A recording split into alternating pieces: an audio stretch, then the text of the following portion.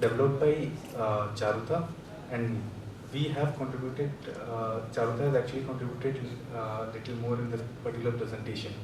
And this is how we have developed this presentation based on the problem that we are seeing since last few years. Since last few years, there is a lot of transaction of data from various circles, museums, and other archaeological institutions like branches and circle. So there is a continuous transaction of data from various institutions. But the ultimate goal of this antiquity transaction is that we have to publish this in NMMA format or NMMA website. But the number of antiquity that we are receiving, we are unable to publish it.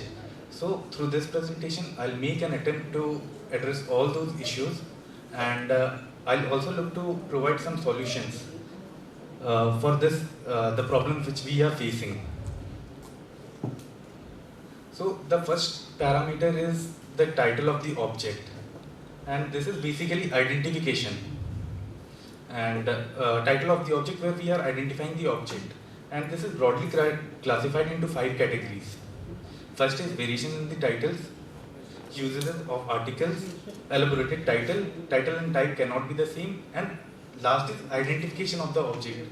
So I'll talk about all these broad 5 categories in details. जैसा कि हम अपने top right पे एक image देख रहे हैं जिसमें हमें एक स्लिंग बॉल दिख रहा है. इसमें क्या हो रहा है कि हम इसे आइडेंटिफाई स्लिंग बॉल की तरह कर रहे हैं और एक यूनिफॉर्मिटी मेंटेन नहीं हो पा रही है.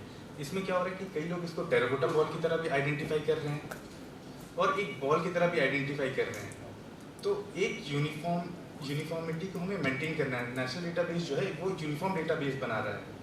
तो हमें इन सब चीज़ों का ध्यान रखना है कि अगर ये ऐसा एक ही सर्कल में मतलब होता है कि पहले वो एक ऑब्जेक्ट को उन्होंने डॉक्यूमेंट करा, तो first of all they are identifying it as a sling ball. उसके बाद ग्रेजुअली वो दूसरी बार डॉक्यूमेंट कर रहे हैं, सेम टाइप का ऑब्जेक्ट आ रहा है तो उसको टेराकोटा बॉल की तरह कर ले रहे हैं और उसको फिर बॉल भी ऐसा भी आइडेंटिफाई कर ले रहे हैं. तो एक यूनिफॉर्मिटी मेंटेन करके रखना है. देन हॉपस्कॉच और डिस्क, इसके साथ भी बहुत प्रॉब्लम आती है कि यूनिफॉर्मिटी है नहीं मेंटेन कर पाते हैं. तो if we are making any template, so what we have to do, we have to use a uniform title, we don't have to make much variations.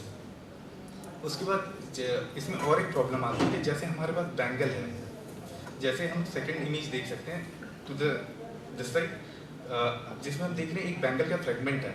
तो टाइप ऑफ ऑब्जेक्ट क्या होगा, type of object सिर्फ bangle होगा. जो identification होगा इसका, सिर्फ हम इसको टाइटल बाद में हम इसको आइडेंटिफिकेशन में हम इसको बैंगल आइडेंटिफाई करेंगे. रेस्ट जो अगर हम इसको डिस्क्राइब कर रहे हैं तो डिस्क्रिप्शन में हम इसको fragment of a bangle, intact bangle, या उसका कंडीशन जो है, कंडीशन हम नीचे डिफाइन कर सकते हैं. उसके लिए एक डिफरेंट बॉक्स दिया गया है. तो इन सब चीज़ों का हमें ध्यान रखना है. अब आता है एक यूजेस ऑफ आर्टिकल. जैसे कि आर्टिकल्स हमारे पास जैसे हम यूज़ कर लेते हैं इसमें, जैसे अगर हम किसी टाइप को आइडेंटिफाई कर रहे हैं, ऑब्जेक्ट को आइडेंटिफाई कर रहे हैं, तो स्टोन ऑब्जेक्ट है जैसे हैंड एक्स है, तो हम सीधा उस पर लिखेंगे hand axe. We don't have to write a hand axe, the hand axe. तो हमें आर्टिकल्स जो हैं उसको अवॉइड करना है. अब जैसे यहाँ पे एक टेम्पलेट फिल करा गया है, इसमें लिखा हुआ है अ डिवोटी. यहाँ पे सिर्फ हमें आइडेंटिफाई करना था एक स्कल्पचर है, उसका जो डिस्क्रिप्शन है, जैसे अगर हम डिवोटी भी आइडेंटिफाई कर रहे हैं तो उसके कुछ पैरामीटर्स हैं कि किस बेसिस पे उसको डिवोटी हम टर्म कर रहे हैं. तो वो डिस्क्रिप्शन बॉक्स में हम डिफाइन करेंगे कि उसको डिवोटी हम किस, मतलब वो उसका ये डिवोटी जो है ये एक डिस्क्रिप्टिव चीज़ है. आपने उसको डिवोटी बोल रहे हैं, ठीक है. ज़रूरी नहीं है कि सब लोग उसको डिवोटी मान लें. बहुत सारे जो आपकी हड़प्पन ऑब्जेक्ट में, हड़प्पन क्या, तमाम जो Indian terracotta object, sculpture object जिसका कुछ भी डिफाइन नहीं कर पा रहे हैं, उसका फंक्शनल पैरामीटर क्या होना चाहिए, फंक्शनल की इतनी सारी मूर्तियों में आर्कियोलॉजिस्ट पूजा कर रहे हैं, ठीक है. बाकी सारे लोग उसको मदर गॉडेस सोचते भी नहीं होंगे, एक आर्कियोलॉजिस्ट छोड़ के, ठीक है. हम ऊपर पूरा कोई महिला की मूर्ति मिला, मदर गॉडेस, किसने बोला भाई मदर गॉडेस है, इसने बोला वो डिवोटी है. अगर उसके एसोसिएशन नहीं है, सिंपल एक टेराकोटा ह्यूमन डाउन, तो डिवोटी उसकी कॉन्टेक्स्ट बताएगा ना कि वो सही में डिवोटी है कि नहीं। देखो ना ह्यूमन फिगर है, प्रॉब्लम क्या है, ठीक है। उसके बाद आप डिस्क्रिप्शन में जस्टिफिकेशन देके लिख सकते हो कि इसके साथ ये एसोसिएशन में मिला है तो ये लग रहा है कि ये डिवोटी फिगर। लेकिन बात ये है कि बाकी लोगों को नहीं भी लग सकता है, तो वो चॉइस भी छोड़ो ना उनके लिए। दुनिया के बाकी तमाम लोगों को भी सोचने दो ना, वो है क्या है। आपने बोल दिया है प्रीस्ट किंग, किसने बोला है भाई? प्रीस्ट और किंग दोनों चीज, कोई है, कुछ है, किसी का दाढ़ी है और वो राजा बन गया है अभी, तो उसके बेसिस पे जो है आप बाकी लोगों को तो नहीं बोल सकते हो कि उनको उसका भी दाढ़ी है तो वो राजा जरूर होगा, ऐसा जरूरी थोड़ी ना, ठीक है। एनीवे, तो इसमें ये जो आपकी सब्जेक्टिव इंटरप्रिटेशंस है वो आप डिस्क्रिप्शन के लिए रख दो, लेकिन आइडेंटिफिकेशन में मत डालो, ह्यूमन फिगर बोल दो।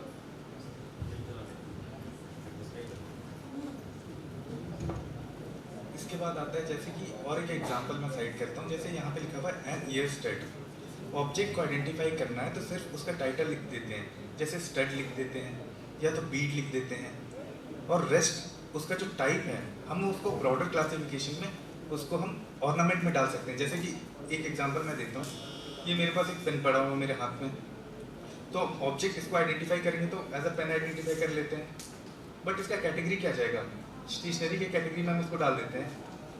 तो ऐसा इसी हिसाब से अगर हम किसी ऑब्जेक्ट को आइडेंटिफाई करें तो सिर्फ उसका जो मेन टाइप है, मेन ऑब्जेक्ट को आइडेंटिफाई करते हैं, उसके बाद हम उसका क्लासिफिकेशन टाइप अलग से डिफाइन कर सकते हैं। सिंपल इसमें। अब नेक्स्ट आता है कि एलाबोरेटेड टाइटल्स।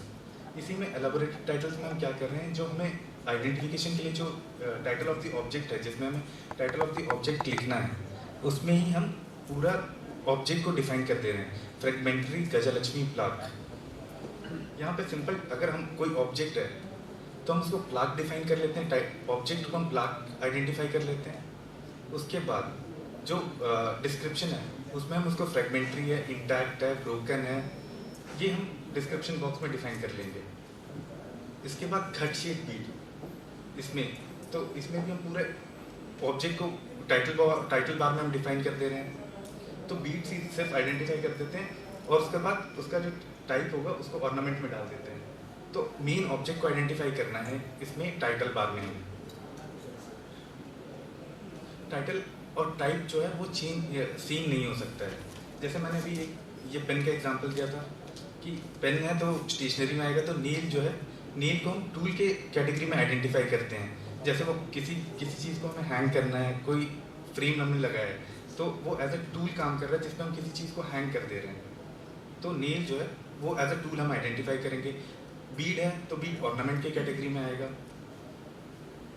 तो ऐसा बहुत सारे इसमें ड्रॉप डाउन आते हैं, तो जैसा ऑब्जेक्ट है, ऑब्जेक्ट की ब्रॉडर कैटेगरी जो है उसमें हम उसको आइडेंटिफाई करेंगे। अब और एक प्रॉब्लम आती है हमारे पास, आइडेंटिफिकेशन ऑफ द ऑब्जेक्ट। इसमें भी हमें बहुत सारे प्रॉब्लम देखने को मिल रहे हैं कि जैसे आप यहाँ पे देख सकते हो कि ये एक मोनास्टिक सील टाइप का कुछ ऑब्जेक्ट है, मोनास्टिक सील है, और इस पर लिखा हुआ टाइटल ऑफ द ऑब्जेक्ट में लिख दिया गया है वोटिव स्तूपा।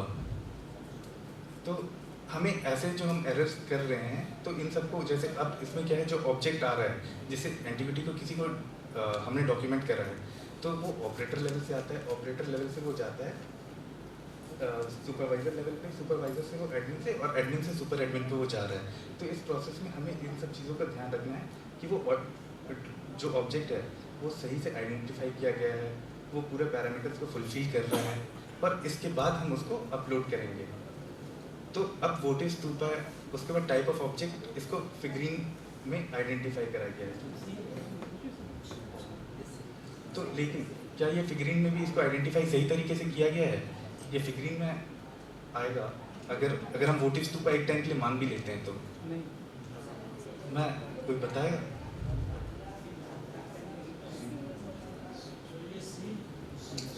सर मैं एज्यूम करने के लिए कह रहा हूँ सर, एक बार अगर हमने वोट स्तूपा इसको एज्यूम कर भी लिया तो फिर ये क्या फिक्रीन के कैटेगरी में आएगा सर? नहीं आएगा सर। तो हमें जब भी हम भरते हैं किसी चीज़ को तो हमें इन सब का ध्यान रखना है। और अब हम इस पे आते हैं जिसमें डेट, पीरियड, डायनेस्टी और स्टाइल के बारे में बात करेंगे, जिसमें अभी निशान ने इसको बहुत अच्छे से कवर करा था, जिसमें उसने डेट, जिसमें वो इंस्क्रिप्शन के बारे में बात करा था या कुछ डेटेड ऑब्जेक्ट है। अगर हमें कोई कॉइन मिलता है, कॉइन में जब वो प्रोड्यूस किया गया था तो उसका डेट लिखा रहता है। बेसिकली आज के भी कॉइन्स में हम अगर देखते हैं तो उस पर डेट लिखा होता है कि 1875 में सपोज उसको उसको निकाला गया है, बनाया गया है। और आज के भी कॉइन्स के ऊपर लिखा होता है कि ये 2010 में यहाँ 2010 में इसको बनाया गया है। तो वो जो डेट दिया हुआ है, जो वो ईयर दिया गया हुआ है, उसको ये डेट वाले कॉलम में फिल करना है। यहाँ पे हमें हिस्टोरिक या कोई एक रैंडम टाइम पीरियड या करंट डेट यहाँ पे हमें फिल नहीं करना है। इन सब चीज़ों को इग्नोर करना है। ये बहुत ही कॉमन तो नहीं है, बट ये रेयरली हमारे पास कई बार ऐसा टेम्पलेट आता है। इसका वजह क्या है ये मैं बोल रही हूँ। ढेर सारा कॉइन्स आ रहा है पोर्तुगीज फ्रेडरिक फोर्थ का पीरियड का कॉइन, या तो फलाना आर्थर के पीरियड 17 का इसका कॉइन भाई ये, और उसके बाद लिखा जा रहा है उसमें कॉइन पे दिया हुआ है ये राजा का नाम वगैरह सब कुछ, ठीक है। उसमें कमेंट आ रहा है डेट में अननोन, ठीक है, डेट में अननोन आ रहा है, एंटिक्विटी अननोन आ रहा है। भाई 16th सेंचुरी का कॉइन है, पोर्तुगीज कॉइन है, डच कॉइन है, राजा का नाम मालूम है, सब कुछ है भाई। It is well documented all over the world कि वो फलाना फ्रेडरिक जो है किस साल में राज किया था, सभी को मालूम है भाई। तो आप अगर अननोन लिखेंगे तो लोग हंसेंगे नहीं, गार्बेज इन गार्बेज आउट नहीं होगा। आपने गार्बेज इन कर दिया अननोन, भाई वो अननोन है क्या? पूरे ऑल ओवर द वर्ल्ड लोगों को मालूम है। आपको सिर्फ गूगल सर्च में डालना है फ्रेडरिक फलाना पोर्तुगल कब राज किया था, ठीक है। आप वो सब कुछ भी नहीं किया, आपको मालूम नहीं है, आपके लिए अननोन हो सकता है भाई, मान सकते हो, दुनिया के लिए अननोन थोड़ी ना होगा। नेशनल डेटाबेस में आपने लिख दिया फ्रेडरिक 19, उसका कॉइन अननोन, भाई ऐसा नहीं होगा, थोड़ा सा मतलब ये करना पड़ेगा, एक्सेप्ट करना पड़ेगा। और जैसे यहाँ पे भी गुप्ता पीरियड का जब अब आइडेंटिफाई किया गया है, और जब पीरियड की बात आती है तो पीरियड में इसको एंशिएंट डाला गया है, तो क्या ये किसी हिसाब से इसको जस्टिफाई कर पा रहा है? नहीं कर पा रहा है। यहाँ पे गुप्ता जो पीरियड है वो अर्ली हिस्टोरिक पीरियड के कॉन्टेक्स्ट में जाएगा यहाँ पे, तो हम पीरियड जब सिलेक्ट करेंगे तो उसको अर्ली हिस्टोरिक रखेंगे। इसमें लोगों का कंफ्यूजन हो रहा है। I understand this, we are going to change it. Yes, ये जस्टिफाई करता है, एंशिएंट में ही गुप्ता जाता है, लेकिन बात ये है कि जब अब इसका जो है एंशिएंट ये जो बनाया गया था नेशनल मिशन की डेटाबेस, तब इसमें और गौर से इसको सोचना चाहिए था। लेकिन बात ये है कि जब तक कोई भी एप्लीकेशन काम पे नहीं आता है तब तक उसकी फॉल्ट समझ में नहीं आता है, ठीक है। उन लोगों ने, जिस लोगों ने भी बनाया होगा, दे वर our predecessors, so we cannot say much about them, but we are going to rectify it. But when we are going to rectify it, वो ही प्रॉब्लम आ रहा है आपकी कि आप बहुत सारे आपकी डेटा जो है अनयूजेबल हो जाएगा, जो एंशिएंट के पैरामीटर में रिकॉर्ड किया गया था। अब इस सभी वो लाखों डेटा को अर्ली हिस्टोरिक में डालना होगा, तो वो प्रॉब्लम है यहाँ पे। ये पैरामीटर एंशिएंट वाला जाना नहीं चाहिए था। स्पेसिफाइड क्वांटिफाइबल पैरामीटर्स जो है 2017 में नहीं किया गया होगा, तो इसके वजह से ये आ रहा है। लेकिन unless and until you are going through a process, you cannot understand the problems associated with it. आपको तो मतलब दिल्ली का लड्डू खाना पड़ेगा, तभी आपको या शादी करना है नहीं करना है वो करके देखना होगा कि उसमें प्रॉब्लम क्या है, नहीं क्या है। तो anyway, तो वही वाला प्रॉब्लम है कि हम लोगों ने एनएमएमए वाले डेटाबेस के साथ शादी कर लिया है, अब उसको पता चल रहा है कि इसके साथ रह नहीं सकते, इसमें जो है कुछ प्रॉब्लम है, डिवोर्स करो, कुछ करो इसमें, तो वो है ये प्रॉब्लम मेंशन वाला। तो नेक्स्ट स्लाइड पे आते हैं जिसमें हम प्रोविनेंस के बारे में बात कर रहे हैं। तो निशान निशान ने इस पैरामीटर को भी बहुत अच्छे से पॉनी के एग्जांपल से बताया था। तो जैसे अगर हम ये लास्ट वाले स्लाइड को देखते हैं, इसमें प्रोविनेंस के बारे में जो लिखा गया है ये सही है कि इसमें एक बेसिक इन्फॉर्मेशन दी गई है, बट इसमें इसके साथ और एक काम करना है कि सबसे पहले साइट का नेम लिखना है जिसमें उसमें एक्सक्रीटेड साइट नागर, डिस्ट्रिक्ट टोंग, उसके बाद कॉमा राजस्थान। तो उसमें प्रॉब्लम क्या हुआ था, अभी अक्षत ने एक्सेल शीट में ये एक एक्सरसाइज आप लोगों को कराया, सेम प्रॉब्लम इसमें हुआ है। एक्सकैवेटेड साइट में कोई प्रॉब्लम है? एक्सकैवेटेड साइट टोंक, हाँ, एक्सकैवेटेड साइट नागर, डिस्ट्रिक्ट टोंक, उसमें कोई प्रॉब्लम है? एक्चुअली उसमें कोई प्रॉब्लम नहीं है, एक्सेप्ट उसने राजस्थान नहीं लिखा था। अदरवाइज कोई प्रॉब्लम है इसमें? अदरवाइज कोई प्रॉब्लम नहीं है। एक प्रॉब्लम है, अक्षत ने किया था, अभी एक्सेल शीट आप लोगों को दिखाया, वो प्रॉब्लम करके दिखाया कि प्रॉब्लम क्या हो सकता है अगर आप डेटा इनपुट में फॉर्मेट में गड़बड़ करते हो। तो 15th TH याद है, 15 अगस्त में TH ऐड कर दिया था, डेट में तो कोई गड़बड़ी नहीं थी। 15/8/2023 वो भी 15 अगस्त को ही बोलता है, और 15 अगस्त 2023 वो एक ही डेट को डिनोट करता है, लेकिन फॉर्मेट सेम नहीं था। फॉर्मेट सेम नहीं था तो इसीलिए सर्च में जो है वो रिकॉग्नाइज नहीं कर पाएगा। फॉर्मेट गड़बड़ है, इसीलिए फॉर्मेट को यूनिफॉर्म बनाओ, यही प्रोसेस है। उसमें अगर आप सिर्फ लिखते कि नागर कॉमा टोंक कॉमा राजस्थान तो फॉर्मेट सेम होता। जहाँ भी आपने लिख दिया एक्सकैवेटर से, क्यों उन लोग बोल रहे हैं कि इलाबोरेट टाइटल मत डालो, ह्यूमन फिगरिंग, हैंडेक्स, क्यों बोल रहे हैं? वो फॉर्मेट की झंझट की वजह से। वो फॉर्मेट को आप सिंप्लीफाई करके जो दिया हुआ है वैसे ही करो, ठीक है? फॉलोड बाय डिस्ट्रिक्ट, और उसके बाद फिर स्टेट का नाम हमें डालना है। इसके बाद जो इम्पोर्टेंट कॉलम आता है वो है मटेरियल का।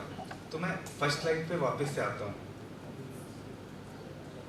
आपने ये फर्स्ट इमेज देख लिया है, ये स्लिंग बॉल वाला। इस स्लिंग बॉल में कोई सब मटेरियल है? इसमें कोई सब मटेरियल नहीं है, ये सिर्फ टेराकोटा का है। बट अगर हम इसमें देखा जाए, सब मटेरियल का कॉलम जो यहाँ पे दे रखा है, मटेरियल और सब मटेरियल दोनों में सेम लिखा गया है। तो ये कॉलम, और उस पर स्टार मार्क भी नहीं है, सब मटेरियल का जो कॉलम है उस पर स्टार मार्क भी नहीं है, मतलब वो मैंडेटरी नहीं है। तो अगर सब मटेरियल नहीं है किसी चीज़ में तो हमें वहाँ पे उसको रिपीट नहीं करना है, उसको हम ब्लैंक छोड़ सकते हैं। तो इस चीज़ का भी हमें ध्यान रखना है। अब जैसे सब मटेरियल की बात करते हैं तो निशान ने बताया था इससे पहले कि जैसे हम एक एग्जांपल लेते हैं, एक नाइफ का हम एग्जांपल ले लेते हैं। नाइफ है जिसमें एक आयरन और स्टील के बार लगे हुए हैं, और उसके साथ अटैच्ड है एक वुडन हैंडल।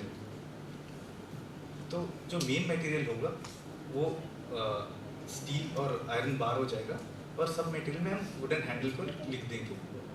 तो इसमें सब मटेरियल को हम जस्टिफाई कर सकते हैं। अगर सब मटेरियल नहीं है तो उसमें सब मटेरियल हमें नहीं लिखना है, कोई ज़रूरत नहीं है इसमें। और हमें रिपीटेशन भी नहीं करना इसके बारे में। अब मेजरमेंट की बात करते हैं। तो जैसे अभी यहाँ पे अभी डिस्कशन हो रहा था कि ग्रुप ऑफ ऑब्जेक्ट है तो हम उसमें कैसे उसका मेजरमेंट लें। अगर सारा ऑब्जेक्ट एक तरह का है तो हम उसको सीरियली प्लेस करेंगे बड़ा, और उसमें हम क्या करेंगे कि जो सबसे बड़ा है उसका मेजरमेंट लेंगे, और जो सबसे छोटा ऑब्जेक्ट है उसका मेजरमेंट लेंगे। और हम रिमार्क्स कॉलम में हम इसके बारे में डिस्क्राइब करेंगे कि हमने उसको किस हिसाब से अरेंज करा है। तो लेफ्ट साइड वाला जो ऑब्जेक्ट है उसका क्या नंबर है, उसके बाद जो प्लेस है वो उसका क्या नंबर है, सीरियली हम उसको लिखेंगे। और अब कुछ अननेसेसरी डायमेंशंस भी आ जाते हैं। जिस हम इमेज के नीचे वाला अगर हम कॉलम देखेंगे तो उसमें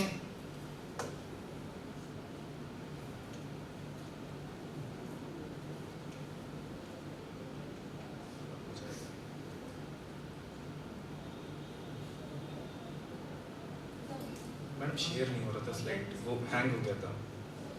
तो जैसे यहाँ पे लेंथ और उसका विड्थ दिया गया है, तो स्फेरिकल ऑब्जेक्ट, सर्कुलर ऑब्जेक्ट, इन सब का अगर हम अननेसेसरी डायमेंशंस नहीं प्रोवाइड करना हमें, उसके लिए जैसे ये स्फेरिकल ऑब्जेक्ट है तो हम इसमें डायमीटर प्रोवाइड करना है। तो जब इसके बाद इसके अलावा निशांत ने स्कल्पचर का भी बताया कि स्टैंडिंग स्कल्पचर है तो उसके कौन कौन से डायमेंशंस को प्रोवाइड करना है, रिक्लाइनिंग पोजीशन में तो उसके कौन से डायमेंशंस को प्रोवाइड करने हैं। तो इन सब चीज़ों पर ध्यान रख के हम ऑब्जेक्ट को मेजरमेंट को ये करा जा सकता है, डॉक्यूमेंट करा जा सकता है। तो डिस्क्रिप्शन, अगर हम डिस्क्रिप्शन की भी बात करते हैं तो डिस्क्रिप्शन जो है वो कम्प्लीटली फिजिकल प्रॉपर्टी की बेसिस पे हमें लिखना है, और हमें प्रोबेबल यूज़ ऑफ एंटिविटी के बारे में नहीं लिखना है। कि जैसे कि हम यहाँ पे, जैसे हम एग्जांपल के तौर पे ये, तो हम जो भी फिजिकल प्रॉपर्टी जो हम उसको टच करके फील करके देख सकते हैं उसके बारे में लिखेंगे। उसको अननेसेसरी का एज्यूम करके हम उसके बारे में नहीं लिख सकते हैं। जैसे कि इसमें एक एग्जांपल दिया हुआ है कि lower part of terracotta plaque representing a standing figure with the dark grey, the figure probably wears decorated waist belt, upper part missing. तो इसमें हम प्रोबेबल यूज़ बता दे रहे हैं कि उसने क्या पहन रखा है और अपर पार्ट उसका मिसिंग है। तो we are not sure about the object but we are still defining it. तो इन सब चीज़ों को हमें इग्नोर करना है। अगर हम जो दिख रहा है based on the physical appearance we have to define the object. अब जैसे कॉपी पेस्टेड डिस्क्रिप्शन की बात आती है, तो जैसे इनिशियली जब मैंने स्टार्ट करता है टाइटल और टाइप के बारे में, तो वहाँ पे मैंने लिखा हुआ दिखाया था कि fragment of a Gajalakshmi plaque. वही सेम चीज़ डिस्क्रिप्शन में भी लोग उसको पेस्ट कर देते हैं। तो हमें यहाँ पे अगर हम डिस्क्राइब कर रहे हैं तो हम उसकी फिजिकल प्रॉपर्टी को डिफाइन करेंगे। जैसे यहाँ पे आयरन नील की बात करी गई है, तो आयरन नील का हेड कैसा है, ओवल फॉर्म में है, फ्लैट है, उसके ऊपर उसका फिजिकल फीचर कैसा है, उसका जो पॉइंट है, एंड पॉइंट है, वो अभी फिनिश्ड फॉर्म में है या वो कम्प्लीटली गॉन है। अगर वो जो भी फिजिकल प्रॉपर्टी उसका दिख रहा है उसके बेसिस पे हम आयरन नील को भी डिफाइन करेंगे। और जैसे कि अभी यहाँ पे और एक है इनसफिशिएंट डिस्क्रिप्शन, कि ये आयरन नील जो है ये इनसफिशिएंट डिस्क्रिप्शन, इसके अलावा भी बहुत कुछ डिफाइन किया जा सकता था इसके बारे में। और आइडेंटिफिकेशन मार्क के बारे में सुबह से मैडम ने भी बात करी, वो सर निशांत ने भी बात करी, और सर जो आए थे उन्होंने भी इसके बारे में बात करी, साहू सर, प्रोफेसर साहू, उन्होंने भी बताया कि आइडेंटिफिकेशन मार्क हमें इस हिसाब से लिखना है। अगर कोई वेयर मार्क है या किसी उसके ऊपर कुछ ब्रोकन है तो हम उसको किस हिसाब से डिफाइन कर रहे हैं। तो और आइडेंटिफिकेशन मार्क का कॉलम जो है वो मैडम ने इनकैप्सुलेशन के बारे में बात करी थी डेटाबेस के कॉन्टेक्स्ट में, तो हम इसको हाइड करके रख देते हैं। हम यहाँ पे तो इसको रिकॉर्ड कर रहे हैं बट ये जो पब्लिक डोमेन में पब्लिश हो रहा है तो ये हिडन है। और जब सर मिलन सर ने भी सुबह इसके बारे में बात करी थी कि हम क्यों डेटा को रेप्लिकेट कर देते हैं, वरना अगर कोई इसको रेप्लिकेट करना चाहेगा तो अगर हम इसको ओपन एक्सेस पे रखते हैं तो उसको रेप्लिकेट कर सकता है। नहीं, ये नहीं बोला।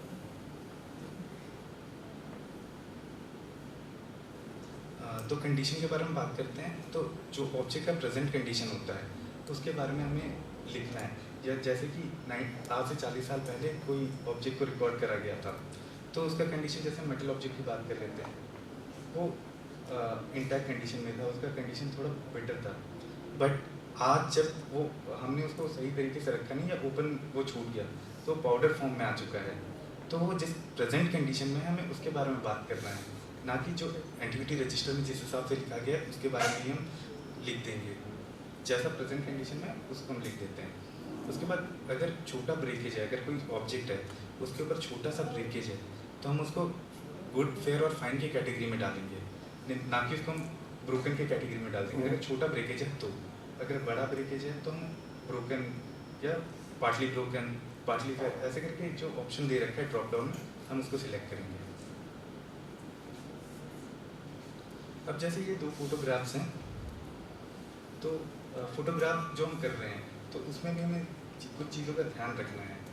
जब हम फोटोग्राफ करते हैं तो उसमें फोकस और विजिबिलिटी, इन दोनों का भी ध्यान रखना है कि फोकस जो है वो ऑब्जेक्ट पे होना चाहिए वो, और विजिबिलिटी का भी ध्यान रखना है कि वो इतने दूर से ना लिया गया हो कि ऑब्जेक्ट ही ना दिखाई दे। फिर उसमें हमें क्लियर ऑब्जेक्ट के जो भी फिजिकल फीचर्स हैं वो दिखना चाहिए।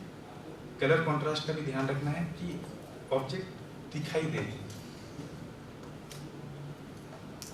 जैसे इस कॉन्टेक्स्ट में हम देखते हैं कि ऑब्जेक्ट जो है वो हमें उसके फीचर्स ही पता नहीं चल रहे हैं कि उसके फीचर्स कैसे हैं। कलर कॉन्ट्रास्ट और उसके ब्राइटनेस के अगर लेवल को मैनेज करा गया होता तो ये फीचर जो था वो काफ़ी उभर के बाहर आता, और हम समझ सकते थे कि अगर जो डिस्क्रिप्शन में बताया गया ऑब्जेक्ट के बारे में कि जैसे गैड्रन बीड है, उसके ऊपर वो फ्लूटेड मार्क टाइप का है, तो वो हमें पता चलता। बट अगर इतना विजिबिलिटी ब्राइटनेस ज़्यादा ही बढ़ा दी गई तो ऑब्जेक्ट जो है उसका हमें पता नहीं चल रहा है। तो कलर कॉन्ट्रास्ट और इन सब का भी हमें ध्यान रखना है। अब स्केल, जब हम फोटोग्राफी करते हैं तो उसके कुछ स्केल का भी हमें ध्यान रखना है। जैसे कि ये जो स्केल, जो पहला वाला स्केल है जिस पे 5 सेंटीमीटर लिखा है, वो हैंडमेड स्केल हमें यूज़ नहीं करना है। उसके बाद जो दूसरा है वो भी हैंडमेड है, और तीसरा वाला जो है उसमें ब्रांड प्रमोशन को दिखाया जा रहा है इसको, और वो भी कई बार इसको भी जेरोक्स करके यूज़ कर रहे हैं लोग। तो इन सब चीज़ों का हमें इग्नोर करना है कि कोई ब्रांड प्रमोशन में सिंपल सा स्केल बनाया जा सकता है। जो चौथा वाला इमेज है उसमें जैसा स्केल है वैसा स्केल यूज़ किया जा सकता है। उसमें यूनिट भी लिखा हुआ है और सेंटीमीटर या मीटर जो भी है उस हिसाब से हम ऑब्जेक्ट को डॉक्यूमेंट करेंगे। अब इसमें भी कई बार क्या होता है,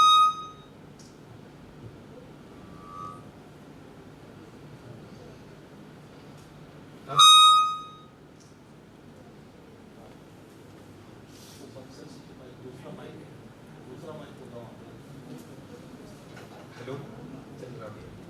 तो जैसे ये ऑब्जेक्ट है तो ऑब्जेक्ट के प्रोपोर्शन में हमें स्केल का यूज़ करना है। जैसे एक स्टैंडिंग फिगर है, समझ लो मैं खड़ा हूँ और मेरे साथ ये पेन को लगा दिया गया, तो क्या ये इसको जस्टिफाई करेगा? नहीं करेगा। तो हमें जो स्केल है, स्केल का भी ध्यान रखना है जब हम फोटोग्राफी कर रहे हैं, तो वो एक डायमेंशन उसका भी जस्टिफिकेशन के साथ होना चाहिए।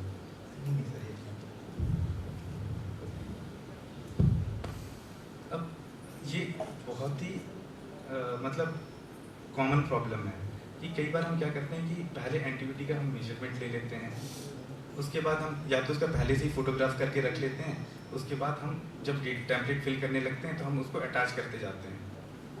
तो ये जल्दबाजी में क्या होता है कि हम गलत फोटोग्राफ अटैच कर देते हैं उसके साथ, और हम टेम्पलेट को क्रॉस वेरीफाई नहीं करते हैं जब हम उसको आगे फॉरवर्ड कर रहे हैं। तो इसमें क्या है, जैसे यहाँ पे बताया गया title of the object is granite sculpture, but object जो है वो एक बोन पॉइंट है। तो इन सब चीज़ों का हमें ध्यान रखना है जब हम एंटीविटी टेम्पलेट को आगे फॉरवर्ड करते हैं। और दूसरी बात ये भी है कि कभी कभी हम लोग सोचते नहीं है सेना पीरियड में बॉलर डीपी में वाकई जो है ग्रेनाइट का सोर्स क्या है, वो भी थोड़ा सा देख लीजिए कि अवेलेबल जो आपकी लिटरेचर है वो आइडेंटिफिकेशन को सपोर्ट कर रहा है कि नहीं कर रहा है। किसी ने किसी ज़माने में गलत आइडेंटिफिकेशन किया था, इसके बारे में हम लोगों ने 1000 बार बात कर चुके हैं कि एक्सेशन रजिस्टर में कुछ गलत आइडेंटिफिकेशन हुआ था, ठीक है। तो वो आइडेंटिफिकेशन गलत उसमें फिर से डाल देने की कोई ज़रूरत नहीं है एनएमएमए रजिस्टर में, क्योंकि वही गार्बेज आउट हो जाएगा। तो आप कम से कम उसमें लिखिए नीचे कि जो है ये आपका आइडेंटिफिकेशन है, और रिमार्क में डाल दीजिए कि एक्सेशन रजिस्टर में फलाना फलाना इसका आइडेंटिफिकेशन किया गया था, which seems to be a mistake और which seems to be incorrect. तो ये कुछ मेंशन कर दीजिए। और कभी कभी इम्प्रॉबेबल चीज़ भी डाला जाता है, भयानक भयानक चीज़ें। और बहुत भयानक एजम्पशंस जो है 1960s में हुआ करता था। 1960s के बहुत सारे इस जगह में पांडुराजा टीवी, उसकी बहुत सारे आर्टिफैक्ट्स में बहुत हाई इमेजिनेशन उसमें लगा दिया गया था कि फलाना ये हड़प्पन के साथ कांटेक्ट, ये वो फलाना ढकाना सब कुछ लगा दिया गया था। लेकिन बात ये है कि उसमें जस्टिफिकेशन अभी देख के देखिए आज के ज़माने की जो आपकी एकेडमिक स्टेटस है, नॉलेज अवेलेबल है, उसके हिसाब से उसको विचार कीजिए, फिर उसमें डालिए।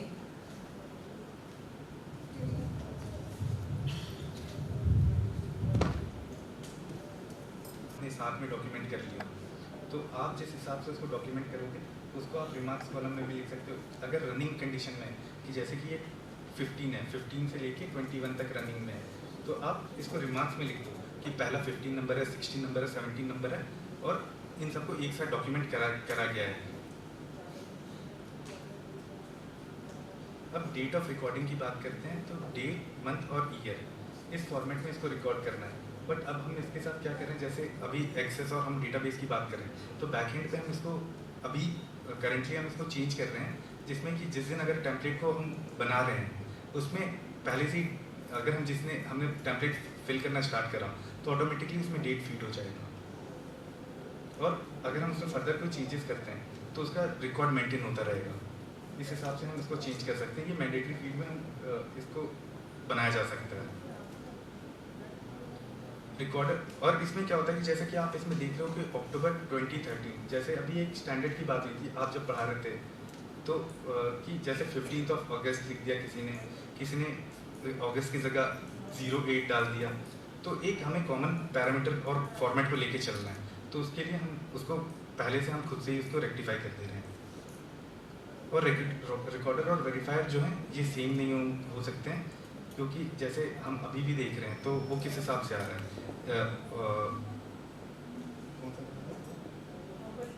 ऑपरेटिव लेवल से आ रहा है, फिर वो सुपरवाइजर लेवल पे जा रहा है, इस हिसाब से वो उसके चैनल है, तो उसको हमें ध्यान में रखना है। अब जैसे कई बार हम ऑब्जेक्ट को डिफाइन करते हैं, जैसे कि ये एच कार्निलियन बीड है, तो इसने सब कुछ बहुत अच्छे से लिखा गया है डिस्क्रिप्शन में कि carnelian bead, it's bicone in shape, इसके शेप के बारे में बताया गया है, deep red in colour, smooth polished surface, the bead is centrally perforated and with circular cross section, there are some geometric design in white are visible on the surface of object. तो ये बाकी सारा description सही चल रहा था, but यहाँ पे जब ज्योमेट्रिक डिजाइन और white are visible on the surface जो लिखा हुआ है, यहाँ पे इसमें मिस्टेक हो गया। तो हमें आइडेंटिफिकेशन जो है अगर हम किसी चीज़ की कर रहे हैं तो उसका हमें ध्यान रखना है कि हम ये बेसिकली एच डिज़ाइन है, तो इसके बारे में हम अगर लिखते हैं किसी चीज़ के बारे में तो हम थोड़ा आगे ध्यान रखें। क्या आगे तो भाई क्या ध्यान रखेंगे, कैसे लिखेंगे? प्रॉब्लम क्या हुआ है, एच डिजाइन है, हाँ एच डिज़ाइन मैडम इसको एच को मेंशन करना है।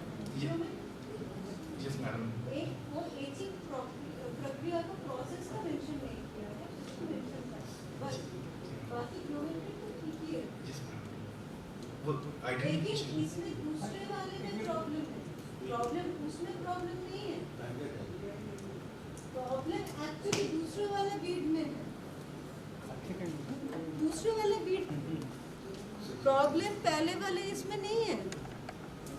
इन्होंने क्या किया है, इन्होंने वो बैंडेड अगेट की डिस्क्रिप्शन में उन्होंने लिख दिया है कि इसमें जियोमेट्रिक डिज़ाइन है ये बीड में, वो एक सिंपल बैंडेड अगेट है, उसमें कोई जियोमेट्रिक डिज़ाइन नहीं है, वो इनहेरेंट है मटेरियल में। पहले वाले में कोई दिक्कत नहीं है, that is okay, only etching part has not been written, ठीक है। दूसरे वाले में प्रॉब्लम है, वो सिर्फ बैंडेड एगेट है, उसमें कोई डिज़ाइन नहीं किया गया है। वो डिज़ाइन किसने किया है, तो वो मदर अर्थ ने किया है, ठीक है, ह्यूमन बींग्स ने नहीं किया है, उसका नेचर ही वही है। तो उसमें उन लोगों ने लिख दिया है कि जियोमेट्रिक डिज़ाइन है, फलाना है, ढकाना है, दैट इज रॉन्ग। अगर हम इतना फ्रेजाइल है कि हम उसको टच कर रहे हैं तो वो टूट रहा है, तो इसके केस में क्या करना है, हमें उसका सिर्फ वेट लेके उसका छोड़ देना है, मटेरियल को डिस्क्राइब करना है, कितने टाइप के ऑब्जेक्ट हैं, कितने नंबर हैं, बस इसको डिस्क्राइब करके उसको छोड़ देना है। Object which can not be consider as entity, जैसे निशान ने इसके बारे में बात कर ली है कि वो जैसे कुछ बोन ऑब्जेक्ट है और कुछ जैसे रेडवेयर शर्ट्स हैं जिसका कोई एज सच इम्पोर्टेंस नहीं है, तो हमें उसको डॉक्यूमेंट करने की कोई ज़रूरत नहीं है।